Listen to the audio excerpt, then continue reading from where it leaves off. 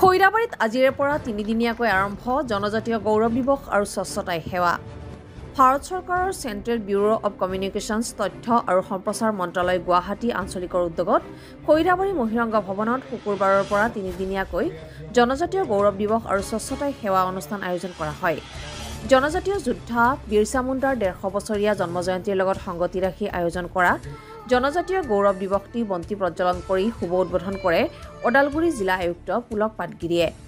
প্ৰথম দিনটোত ভেৰগাঁও মহকুমাৰ অধীনৰ কেইবাটাও আত্মসহায়ক গোটৰ বিপণী, সকলো চৰকাৰী বিভাগৰ প্ৰতিষ্ঠান বিপণী প্ৰদৰ্শন কৰা হয়। তদুপৰি বিহুকে আদি কৰি সকলোবোৰ জনগোষ্ঠীৰ কৃষ্টি প্ৰদৰ্শন কৰা হয়। লগতে ছাত্ৰ ছাত্ৰীৰ মাজত বিভিন্ন প্ৰতিযোগিতা আয়োজন কৰা হয়। ব্যতিক্ৰম ৰূপত আয়োজন কৰা জনজাতীয় গৌৰৱ উৎসৱত ভেৰগাঁও মহকুমাৰ মহকুমাধিপতি ৰিংখাং মুছাহাৰীৰ উপৰিও কেইবাটাও প্ৰতিষ্ঠানৰ মুৰব্বী উপস্থিত থাকি সৌষ্ঠৱ বঢ়াই তোলে। North east live today, Khoirabari.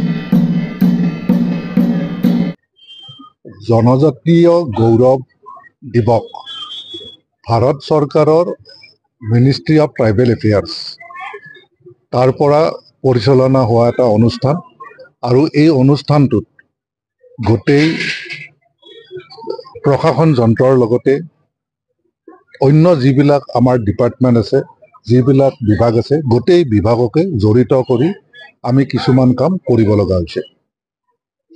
এইটো নকলেও আপোনালোকে জানিব যে ভগৱান বিৰছা মুণ্ডাৰ 150তম জন্মদিৱস আৰু তেখেতৰ জন্মদিৱসৰ লগত সংগতি ৰাখি ভাৰতবৰ্ষৰ যিবিলাক জনজাতীয় এৰিয়া আছে সেই এৰিয়াবিলাকক সামৰি ভাৰত চৰকাৰে কিছুমান ডেভেলপমেণ্টৰ কাৰ্যসূচী লোৱাৰ প্ৰচেষ্টা আগত লৈছে আৰু সেই কাৰ্যসূচীৰ এটা অনুষ্ঠান হিচাপে আজিৰ এই অনুষ্ঠানটো এটা।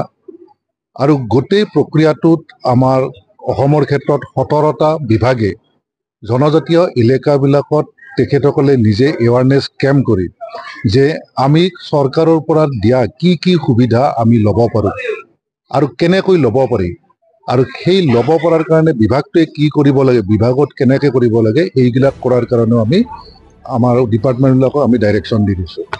তাৰোপৰি ভাৰত চৰকাৰে আমাৰ মাননীয় প্ৰধানমন্ত্ৰীৰ নেতৃত্বত এটা ডাঙৰ প্ৰগ্ৰেম আমাৰ বিহাৰত কৰিছে এই বিষয়ত আৰু সেই প্ৰগ্ৰেমৰ জৰিয়তে 6,900 কোটি টকা জনজাতীয় এলেকাৰ উন্নয়নৰ কাৰণে তেখেতে মঞ্জুৰ কৰিছে। ৰাইজৰ সঁহাৰি যথেষ্ট ভাল। আমি যেতিয়া চেণ্ট্ৰেল প্ৰগ্ৰেম পাতিছিলোঁ তাতো আমাৰ বহুত মানুহ হৈছে।